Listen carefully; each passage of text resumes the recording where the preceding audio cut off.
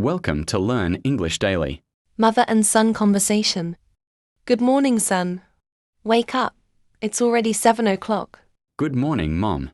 I'm getting up now. Did you brush your teeth? Not yet, Mom. I'll do it right away. Good. After brushing, wash your face and come for breakfast. Okay, Mom. What for breakfast today? I made dosa and chutney for you. Wow, yummy. Thank you, Mom. Don't forget to drink your milk. Yes, Mom.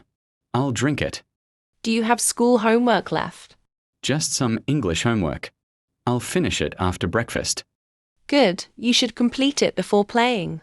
Okay, Mom. I'll be quick. Did you pack your school bag properly? Yes, Mom. I check my books and lunchbox. That's nice. Always be responsible. Sure, Mom. I'll remember. In the evening, don't watch too much on TV. Don't worry, Mom. I'll study first. Very good. After study, you can play outside for a while. Thanks, Mom. I love playing with my friends. At night, come early for dinner. Okay, Mom. I'll not be late. Good boy. Sleep well and have sweet dreams.